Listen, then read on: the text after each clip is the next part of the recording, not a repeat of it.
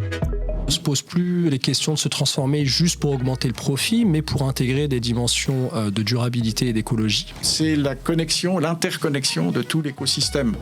Donc il y a eu effectivement beaucoup de changements aussi. On parle d'industrie 4.0. C'est ça. Donc pour que les systèmes d'information soient robustes, on doit pouvoir faire des changements, mais petit bout par petit bout.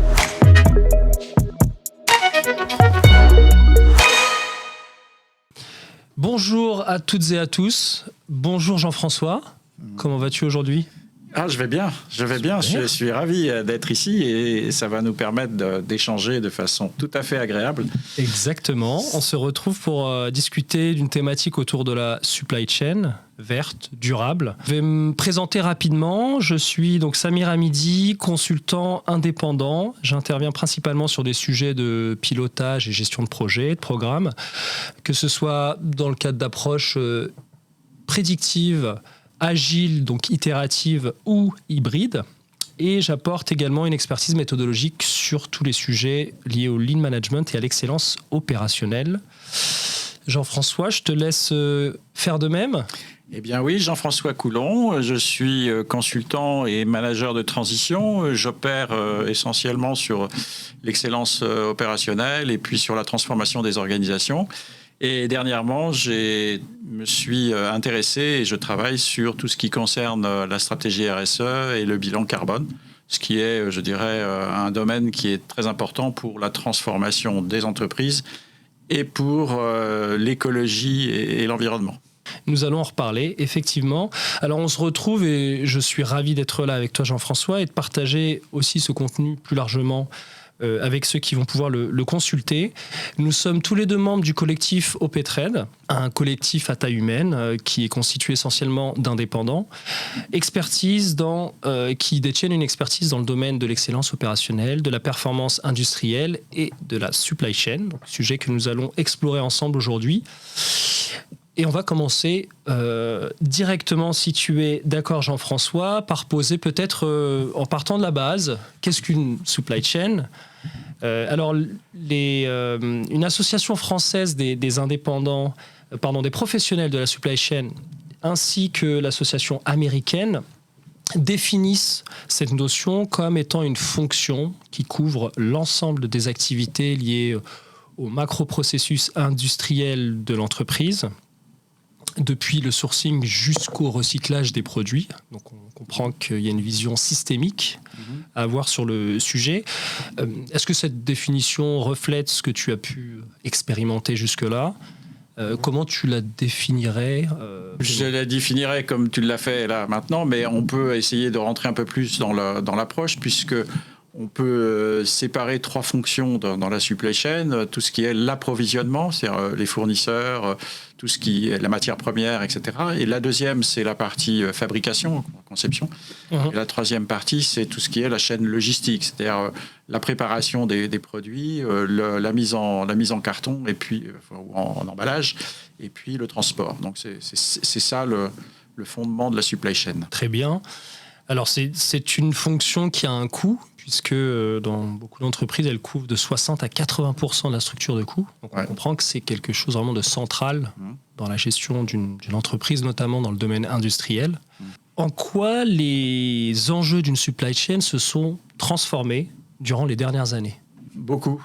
On va prendre un exemple juste pour essayer d'asseoir un peu ce dont on va parler après. Je dirais, il y a 60 ans, on commandait, je reprends l'exemple de mon père par exemple, commandait sa voiture chez un garagiste qui représentait la marque. Et puis la voiture, une fois commandée et fabriquée, ce qui a duré quelques mois quand même, mon père a été chercher la voiture directement à l'usine, comme l'ont fait beaucoup de gens quand ils allaient à Sochaux chercher une Peugeot ou s'ils allaient à Quai de Javel chercher une Citroën. Là, il s'agissait d'une Simca à l'époque qui avait déjà un stockage de voitures réalisées dans Paris. Voilà. Donc ça, c'était il y a 60 ans. Il y a 20 ans, l'automobile s'est organisée en mettant en place tout un réseau de distributeurs, de distribution, et surtout des concessionnaires. Ils ont développé tout ce qui est la notion de concession. soit en prenant des gens qui étaient, je dirais, des indépendants aussi, et qui représentaient la marque, mais qui avaient plus, je dirais, de possibilités. C'est-à-dire ils avaient le choix, et ils avaient en stock un certain nombre de voitures qui étaient déjà disponibles, ou ils commandaient la voiture, elle était commandée selon un catalogue, et à partir de cette commande, l'usine livrait le concessionnaire, le concessionnaire livrait. Voilà. Il y a 10 ans, il y a des choses qui ont beaucoup changé avec l'arrivée d'Internet. Ça a changé beaucoup les choses. Oui. Et les marques ont aussi développé leurs propres marques. Elles sont plus, il n'y avait plus de concessionnaires. Il y avait des concessionnaires, mais ils ont aussi développé leur réseau propre. Et quand on commande une voiture, surtout actuellement, c'est la façon la plus simple de faire. On commande une voiture, on peut avoir trois possibilités. Soit on va chez le concessionnaire et il nous propose une voiture qui existe sur le stock. Si elle n'est pas dans son garage, elle est en France, elle est en Europe, et il la livre, il va la chercher, il la livre. La deuxième possibilité, c'est de constituer une voiture en fonction de différents éléments, la couleur, la puissance, personnalisation complète de la voiture. Et cette voiture, elle est fabriquée à l'usine et puis elle est livrée chez le concessionnaire qui la livre au client. La troisième possibilité, c'est Internet. Aujourd'hui, on customise sa voiture sur Internet. On choisit tous les éléments qui sont nécessaires en fonction de ses goûts et de ses couleurs, je dirais. Et on peut la faire livrer chez n'importe quel concessionnaire ou éventuellement on peut la faire livrer chez soi. Donc là, on voit qu'on a transformé de façon considérable la supply chain en faisant en sorte que on puisse avoir des canaux différents d'achat et de vente, oui. Et que ces canaux différents ont amené à ce qu'on appelle l'omnicanalité, et qui a fait en sorte que le client, qui devient, je dirais, l'acteur principal de ce process, soit de façon permanente en contact avec les entreprises. Et c'est vrai sur tous les domaines. Le développement d'Internet et le développement de l'omnicanalité est venu très importante pour tout ce qui est les plateformes de livraison, les gens qui fabriquent des vêtements, oui. Toute l'industrie a été transformée dans ce cadre-là. Donc une orientation, comme on le dit, orientation client, qui finalement l'allège, peu importe d'où il va faire sa commande, c'est un réseau de distribution qui prend le relais pour complètement réduire, disons, cette distance entre finalement le lieu où il va commander et là où se trouve le produit in fine. Ouais, tout à fait. Donc omnicanalité, c'est ce que je retiens de cette évolution, en tout cas l'un des facteurs importants de cette évolution. En parlant de facteurs, quels sont, tu en as cité une, Internet, est-ce qu'il y a d'autres forces qui ont finalement poussé cette évolution et ces transformations que tu jugerais pertinent de citer? Alors, d'autres forces, c'est le fait que l'économie en général est assez incertaine, parfois à cause des pandémies, à cause des guerres, à cause des changements divers et variés, les problèmes climatiques aussi qui ont amené ça. Donc ça a obligé les entreprises à se structurer pour être agiles et devenir extrêmement, je dirais, capables de réagir, à mettre en place des systèmes d'information et de la technologie par rapport à ce qui existait. C'est-à-dire, on va parler de tout ce qui est le suivi des commandes, le suivi des livraisons, tous ces éléments-là. Tout ce qui est lié à la responsabilité des managers, des gens qui gouvernent, enfin la gouvernance, pardon, c'est plutôt autour de la gouvernance. Et le dernier point majeur aussi, c'est le règne du consommateur qui devient, je dirais, le principal demandeurs et acteurs et qui fait réagir aussi les entreprises. Donc c'est ça les phénomènes essentiels qui ont amené à transformer la supply chain. D'accord. Donc on a vraiment une organisation qui va être dédiée pour servir le client et avoir vraiment ça en tête à chaque étape de construction, de gestion d'un... Oui, tout à fait. Et puis le client, il est roi. Hein. Il peut commander à n'importe quelle heure, n'importe où, dans tous ses états, etc. C'est ça aussi le phénomène. Et la vitesse de transformation qui existe sur les produits. On fabrique de plus en plus, on change souvent. La couleur de voiture change, les robes, on en fait 10 nouvelles par jour, etc. Enfin, les robes ou les vêtements en général. Donc il y a une vitesse aussi de production qui a beaucoup changé les choses. Voilà. Donc c'est ce côté finalement gestion du flux matériel des produits, ainsi que le flux informationnel qui gravite autour de ça. Et c'est là, tu l'as cité, où les systèmes d'information ont dû également s'adapter pour prendre en compte cette agilité, cette flexibilité et garder cette composante d'efficacité, d'efficience. Donc il y a eu effectivement beaucoup de changements aussi. On parle d'industrie 4.0. C'est ça. Donc pour que les systèmes d'information soient robustes et permettent de répondre en temps, en heure à ces différentes contraintes de temps, etc. Ce qu'on appelle les ERP ont été les premiers. Le plus connu, c'est SAP, mais il y en a des dizaines d'autres. A été un des premiers à structurer l'entreprise.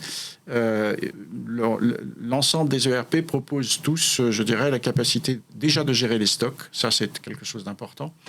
De gérer les entrées et les sorties, de gérer la facturation, la prise de commande, etc. Mais vient s'adjoindre à ça un certain nombre d'outils complémentaires sur le transport, gérer les transports et la capacité à être, je dirais, comment dire, être agile, enfin rapide. De répondre efficacement. À truc. Et derrière, après ça, c'est l'interconnexion de tout l'écosystème. C'est-à-dire que pour pouvoir, je dirais, être capable d'aller rapidement, il faut que les fournisseurs soient adaptés à ce que l'entreprise veut faire, et il faut que la logistique et le client soient satisfaits de ce qu'on leur propose en tant que client. Oui. Donc on comprend la complexité des enjeux qui gravitent autour de ça, puisque plusieurs fonctions sont à prendre en compte. Ouais. Et donc pour mesurer quelque part cette efficacité, quelle grille de lecture pertinente peut aider les acteurs à analyser l'évolution de cette maturité autour de la supply chain? Alors, la grille de lecture pertinente, c'est ce qu'on appelle la grille de maturité. Enfin, c'est tout ce qui concerne la capacité à évaluer la supply chain. La supply chain, il y a 60 ans ou 50 ou 20 ans, c'était extrêmement morcelé, c'était complètement... Il n'y avait pas de liaison entre les différents départements. Aujourd'hui, on est monté à une supply chain qui est entièrement collaborative, avec tous les outils dont on parlait tout à l'heure, qui permettent à l'ensemble de l'écosystème de l'entreprise de pouvoir fonctionner, de comprendre ce qui se passe et de faire en sorte. On est capable aujourd'hui, quand on commande un produit, de savoir quand est-ce qu'il est fabriqué. On vous envoie d'ailleurs sur votre téléphone, quand vous faites une commande via Internet, on vous envoie la date à laquelle la production a été faite, la date à laquelle ça a été préparé et la date à laquelle ça va être livré. Et éventuellement, dans le dernier kilomètre qui est très important dans cette supply chain, on dit, le livreur, il vous dit, je serai là demain matin entre 8h et 10h, et puis 5 minutes ou 10 minutes avant que vous arriviez, il vous dit, je serai là dans 4 minutes. Voilà. Donc aujourd'hui, on a tous les outils qui permettent de faire ce suivi et de satisfaire, je dirais, la plupart des demandes. Et puis il peut y en avoir des aléas, on le sait tous, on a tous commandé sur Internet, donc on comprend qu'il y a, c'est un défi. Ouais. Mais c'est la même chose pour les distributeurs et qui sont en liaison avec les usines. Oui. Exemple sur un travail sur lequel j'ai fait des missions, c'était un fabricant de ski qui avait décidé de changer sa stratégie canal, de canal de vente, et qui a décidé de mettre en place une infrastructure qui lui permettait de vendre à ses distributeurs et d'augmenter sa capacité de livraison sur toute l'Europe. Et puis derrière, ils ont développé une ligne de vêtements haut de gamme pour pouvoir aussi, si un client qui arrivait à Courchevel avait vu dans le magasin une doudoune qui était très chère et qui n'avait pas la couleur qu'il voulait, pouvait commander directement chez la boutique en question, commander directement et livrer dans 24 heures. Et le client était satisfait, il avait sa doudoune. Donc voilà un peu ce qui fait que la supply chain change énormément. Oui. Donc, que ce soit pour le client final que pour les acteurs, dans un écosystème. Tout à fait. Alors après avoir posé un peu le cadre et le contexte autour de la supply chain, je te propose que l'on passe sur les sujets justement en termes de durabilité et ce que ça veut dire en termes d'écologie quand on parle de supply chain verte. Est-ce que c'est juste des mots en l'air? Est-ce qu'on est encore sur des tendances qui laissent paraître mais qu'est-ce qui se cache derrière? C'est ce qu'on va explorer maintenant. Et en te demandant, finalement, selon toi, comment on trouve un équilibre entre performance et transformation écologique d'une supply chain, puisque de ma compréhension, c'est que l'écologie, on tourne autour de sa place dans l'environnement, être en harmonie avec ce qui nous entoure finalement, être alerte et attentionné vis-à-vis de ça. La durabilité de l'autre côté, c'est en termes de pérennité d'un système, comment faire qu'on est efficace en termes énergétiques. Donc, selon toi, comment on trouve un équilibre entre performance et ces aspects-là d'écologie et de durabilité? Alors, pour en entrer en matière, pour, je dirais, situer les choses, il y a une étude de McKinsey qui a démontré qu'on avait besoin de deux ou trois, je dirais, compléments sur la façon dont on gérait la supply chain, qui était effectivement de mettre en place de l'agilité, de gérer la transparence, d'accord, et ensuite de gérer son écosystème. Donc, et d'avoir des indicateurs qui vont bien pour répondre à ce besoin. Et ça représente en général un peu plus de 9%. Enfin, les entreprises qui ont fait ça, qui ont mis ça en place, elles ont gagné 9% sur leur chiffre d'affaires. Donc ça, c'est déjà pour donner un exemple de ce qui peut se passer. Après, la question de la mise en œuvre de la durabilité et comparée à l'écologie, c'est de trouver un compromis suffisamment pertinent pour que l'entreprise puisse mettre en place des systèmes qui leur permettent de diminuer leur empreinte carbone, de faire en sorte qu'on change un peu les transports et les énergies qu'on va utiliser, de développer tout ce qui va être la relation des droits de l'homme, la gouvernance qui va avec. Et à partir de là, on va considérer que si on met en place un plan d'action qui va bien, on va se retrouver à effectivement avoir un rapport entre l'écologie ou la partie verte de ce qu'est l'entreprise et les performances.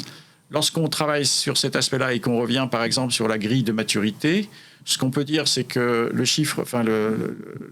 progrès du chiffre d'affaires sur un niveau 1 était de 2% et sur un niveau 5, il est de plus de 10%. Oui. Donc voilà, en termes de capacité, je dirais, de performance financière ou de performance en général, on l'augmente et en même temps, par rapport à ce qu'on met en place, pour ce qu'on disait tout à l'heure, l'écosystème, la structure, la baisse du CO2, la mise en œuvre de reporting qui sont adaptés, on rentre dans l'approche, je dirais, verte de l'entreprise. D'accord. Voilà. Est-ce qu'on peut dire que finalement cette matrice de maturité donne une sorte de score à l'issue? Est-ce qu'on peut dire que si on est pas bon sur ces aspects écologiques, sur ces questions d'énergie, d'émissions de carbone. Est-ce que ça va impacter ce score ? Et finalement, on ne peut plus se contenter d'avoir quelque chose de efficace au sens très limité du terme. Est-ce que ça a un impact sur justement cette maturité si on n'est pas à jour sur toutes ces questions Ah oui, c'est un impact très, très important. Hein. Déjà, quand on a comme objectifs qui sont fixés par le gouvernement français, par exemple, la France et puis l'Europe, d'avoir un bilan carbone qui baisse de 50% entre 2015 et 2030, on dit qu'on a zéro je dirais, émission de carbone. Enfin, c'est pas zéro émission, c'est avoir un minimum de carbone à zéro en 2050. Point de neutralité. Point de neutralité, pardon, oui. J'avais la neutralité carbone zéro en 2050. Oui, ça a effectivement des impacts. Si on n'agit pas, si on ne fait pas de bilan carbone, si on ne s'intéresse pas à l'économie circulaire, si on ne s'intéresse pas, je dirais, à tout ce qui est transport, énergie et énergie renouvelable, on fait ce qu'on appelle du green bashing, c'est-à-dire qu'on dit voilà, je vais changer un certain nombre d'éléments dans la façon dont je fabrique, je vais planter des arbres, oui, c'est ça. Et je vais adhérer à une association qui plante des arbres, etc. De le faire finalement pour cocher des cases. Ça coche simplement des cases. L'intégrer pleinement dans une stratégie. Alors, si on met en place une stratégie, on met aussi des KPI et on met aussi des indicateurs qui sont mesurables. Oui. Et c'est ces indicateurs sur des reportings qui sont annuels et obligatoires aujourd'hui par les entreprises qui ont plus de 250 personnes. Ça va permettre aussi effectivement de véritablement concrétiser le changement de ce qu'est la supply chain et on le mesure. Alors une question centrale, on a parlé un petit peu d'RSE, donc je te propose qu'on avance un petit peu. Tu as parlé aussi de green bashing. On comprend que c'est une transformation majeure qui ne doit plus être limitée à certains aspects et à des éléments de façade. On doit vraiment aller dans le concret sur ces sujets-là pour l'intégrer pleinement quelque part aux valeurs de l'entreprise. On comprend aussi que c'est un sujet qui ne se limite pas à une entreprise, puisque chaque entreprise fait partie d'un écosystème, elle travaille avec des partenaires. Donc, comment on embarque ces partenaires dans un projet de transformation de cette envergure-là ? Comment on agit, on articule les efforts ? Comment on fait pour créer des synergies, finalement, et avoir des impacts très concrets ? Alors l'impact et comment on procède. En gros, c'est un peu ça. Comment on procède pour que les entreprises fassent... Les différentes règles qui ont été mises en place, elles donnent une méthodologie. Une méthodologie qui décrit, je dirais, chaque élément. Si on parle de bilan carbone, si on parle de droits de l'homme, si on parle d'écologie et d'environnement, on a des indicateurs qui sont déclinés. En gros, sur le RSE, si on parle du RSE, on a sept positions, sept indicateurs importants qui sont déclinés en 10, voire en 17, même jusqu'à 17 selon les méthodologies, pour décrire ce qui doit être fait. Donc ça, c'est la première, je dirais, c'est l'assise sur laquelle on doit se positionner pour pouvoir développer une capacité à mettre en œuvre un plan, une stratégie. L'autre chose qui est faite dans les entreprises, c'est ce qu'on appelle de commencer par mettre en place une matrice de matérialité. C'est-à-dire que d'un côté, on a un axe XY, d'accord. Sur l'axe X, c'est tout ce qui est les besoins de l'entreprise, la stratégie de l'entreprise et ses objectifs. Et tout ce qui est sur l'axe Y, c'est toutes les parties prenantes. Comment elles voient, leurs éléments. Et par rapport à ça, on élabore des questionnaires qui sont liés à cette grille qu'on a mis. Et par rapport à ces questionnaires, on a des réponses qui sont liées aux indicateurs, aux 17 aux 10 ou aux 17 indicateurs qu'on a. Et on le met dans cette matrice. Et à partir de là, on demande à chacun de le situer sur cette grille. Alors, est-ce qu'il y a une répartition de ces leviers ou chaque acteur d'un écosystème contribue au même levier ? Il contribue. C'est-à-dire que le questionnaire, il est fait pour tous les fournisseurs, toutes les instances qui sont en relation avec l'entreprise. Et le questionnaire, il est fait en interne aussi de l'entreprise. D'accord. Et ça contribue à ce que tout le monde fonctionne. Donc c'est un document de travail qui est partagé, qui est vraiment le point central pour centrer les efforts. Voilà. Exactement.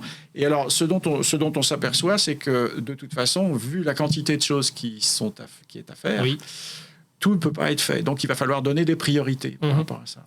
Et ces priorités, elles peuvent être cadencées dans le temps. Sur une année, sur 2 ans, sur 3 ans, sur 5 ans, parfois sur 10 ans. Sur les matrices de matérialité sur lesquelles j'ai pu travailler, sur Alstom, sur Enedis, ou même sur des sociétés de transport. Elles mettent en place un calendrier de mise en œuvre parce que sur la transformation chez Alstom, c'est dans 10 ans. Quoi. Il va falloir 10 ans pour mettre ça en place. C'est vrai que c'est assez peu... c'est surprenant de se dire qu'un projet de ce type-là, ça va être sur 2 ans.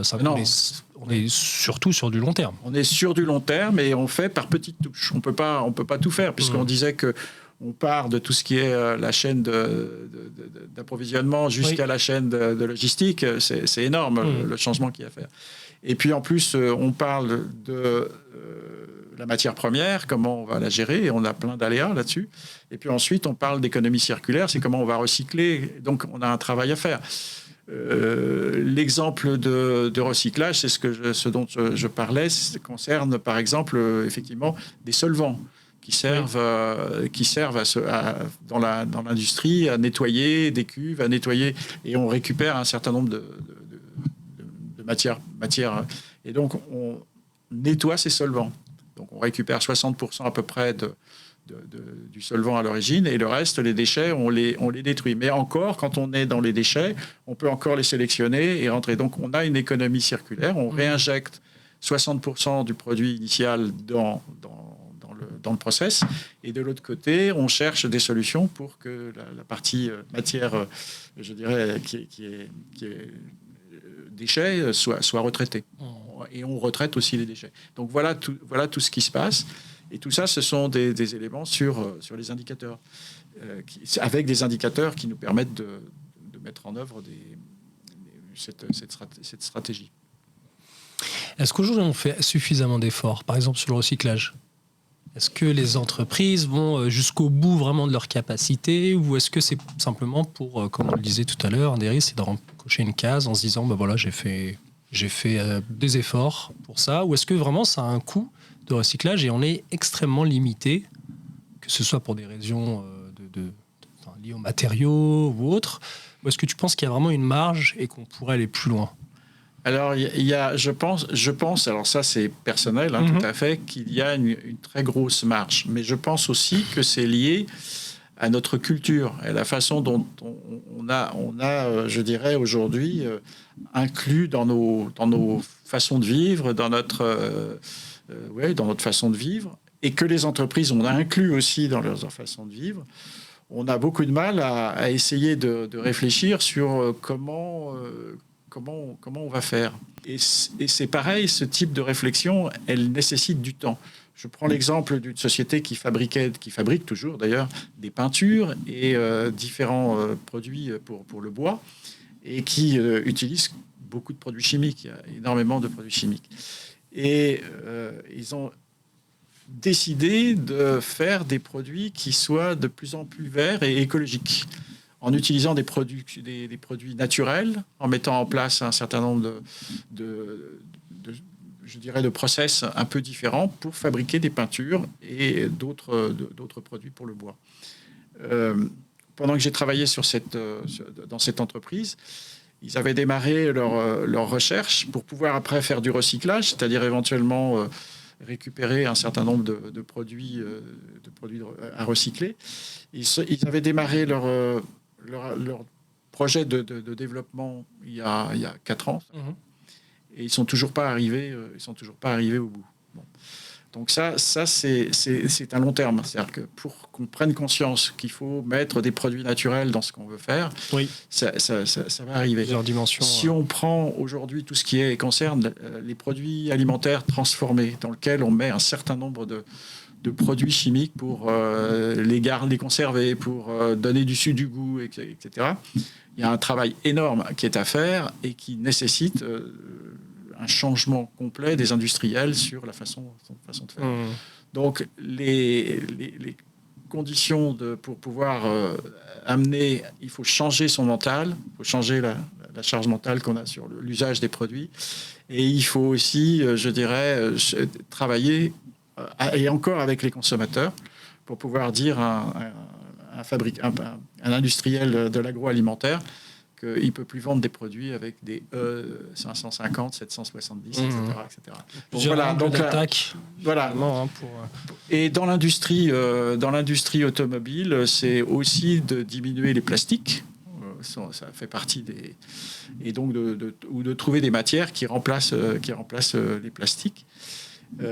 Renault, dans l'économie circulaire et dans la transformation, l'année dernière, a fait en sorte, a amené 38% de ce qu'il avait en recyclage. C'est-à-dire qu'il intègre dans sa fabrication automobile le fait qu'il puisse recycler 38% de ce qui est dans l'automobile, et il travaille à progresser encore. Voilà. Donc il y a des marges. Donc c'est un long cheminement. C'est un long cheminement. Il faut avoir des efforts qui soient soutenus et continus, je dirais. Ouais, absolument. Mais on n'est clairement pas dans un projet court-termiste. Non. Et surtout avec cette notion culturelle de changement aussi d'état d'esprit qui va avec. Très bien, très bien. Alors, je pense qu'on va doucement se rapprocher de la fin de cet échange. Est-ce que parmi les questions, déjà, il y a des points que tu aimerais ajouter avant qu'on tente d'en faire une synthèse très rapide, mais ce que j'ai retenu depuis le début de notre discussion, c'est que on parle d'une fonction qui est centrale dans les entreprises, qui a subi beaucoup de transformations durant les dernières années, qui va continuer à en vivre puisque c'est nécessaire.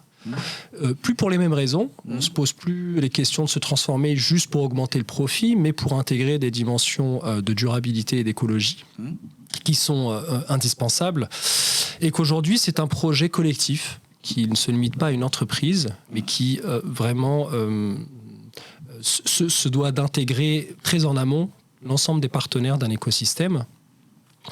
Et tu l'as dit, c'est un projet sur le long terme. Alors, je te laisse le mot de la fin avant de dire quelques mots pour conclure sur le collectif. Mais est-ce que tu aimerais ajouter certains éléments que tu trouves structurants et qu'on n'aurait pas abordés jusque-là ? Ce que je pourrais ajouter, c'est, je dirais, aujourd'hui, les grandes sociétés de services ou les grandes sociétés qui travaillent sur le fait de proposer aux entreprises de changer, elles ont plutôt tendance à préconiser un changement radical et donc d'amener à ce qu'on fasse un changement radical de la chose. Moi, mon point de vue, c'est qu'on doit pouvoir faire des changements, mais petit bout par petit bout. Et ça devrait aller beaucoup plus facilement. Ça doit aller plus facilement parce que, d'une part, la gestion du changement et la prise de conscience des gens qui travaillent dans l'entreprise, c'est pas aussi évident que ça paraît, d'accord ? Et en même temps, ça doit aussi éviter un certain nombre de difficultés qui vont se présenter dans les années qui viennent, c'est-à-dire changer de métier. Comment avec les nouvelles technologies, comment on change de métier. Et ce que j'ai pu lire et voir comme, je dirais, étude, c'est que d'ici 2030, 90% des métiers qui existent, et essentiellement dans la partie, je dirais, recherche, développement et même fabrication, conception, ils vont disparaître. Ils vont être... Donc c'est ça, la transformation, elle est pas... Elle est à multiniveau. La transformation des métiers, on en reparlera sans doute dans un prochain numéro. C'est tout un vaste sujet également. Merci beaucoup Jean-François pour ces éléments. C'était un plaisir de partager cette discussion avec toi. J'en profite pour inviter tous ceux à qui ça fait réagir ce sujet. Venez en discuter avec nous. Nous sommes vraiment ouvert et on échangera avec plaisir. Et puis derrière chaque consultant du collectif, c'est vraiment la force du groupe absolument. Que nous mettons en avant avec des valeurs d'entraide et de diversité. Donc n'hésitez pas à venir échanger avec nous. Et Jean-François, à une prochaine. Oui, bientôt. On parlera sûrement de plein d'autres sujets qui sont liés à la supply chain. J'imagine. Merci à tous et à toutes. Merci à toi aussi.